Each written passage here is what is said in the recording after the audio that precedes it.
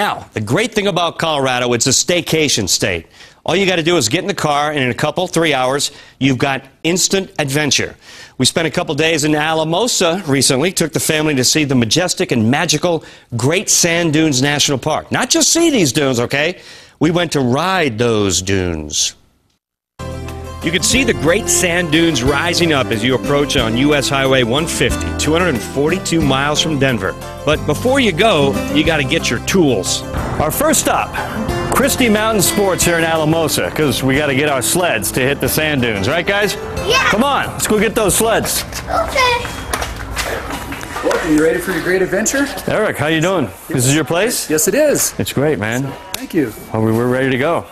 Eric has owned Christie Mountain Sports since 1983, but it's only been a few years since he's carried sleds and boards designed specifically for sand.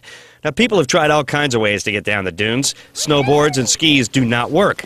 But new technology has made the experience a whole lot better. Yes, this is highly important, the padding for the rear end, Absolutely, right? very important, very Guys, important. padding for the rear end? All right, Take it. you'll take it. Good for you. Growing up here and going out to the sand dunes as a kid, the number one thing you want to do after you've climbed up that thing is you want to slide down it. And so people have tried many things, saucers, pieces of cardboard, cooler lids, the whole 9 yards.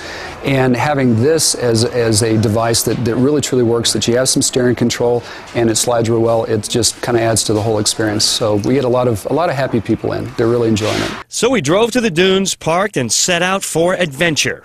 My feet are already burning. My sock has a hole in it. Crossing the creek at the bottom of the dunes and then hitting the sand. I gotta say, it is a long walk from the lot to the dunes. On this day, the wind was blowing hard. I felt like Chevy Chase walking through the desert looking for help after crashing the family truckster in the movie Vacation.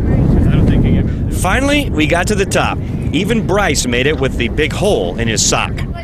So I was voted first one to go down, of course, the guinea pig. Okay. Oh well, what's the worst that could happen? The soundtrack provided by my kids is priceless. Watch and listen. Just go ahead. All right, here we go. I can't live.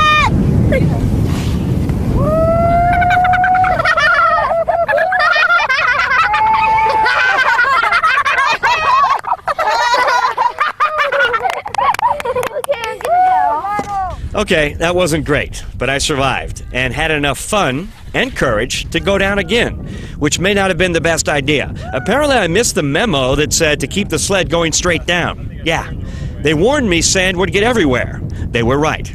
But that was it for me. Oh, and there are no chairlifts to bring you back up, by the way. I missed that memo, too. This is really great for the kids, though. My twin 7-year-olds, Bryce and Quinn, got the hang of it much quicker than I did. And even when they crashed, they liked that, too. The sand is soft and warm, and we spent the next couple of hours enjoying the dunes.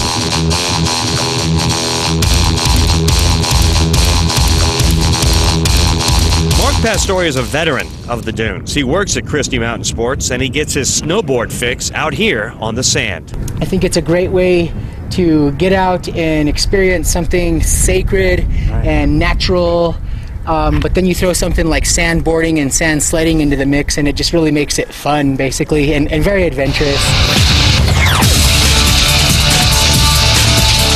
It's just real cool. It's almost like snow. It's just, I don't know how to say it. The way we say it is sand waves, dude.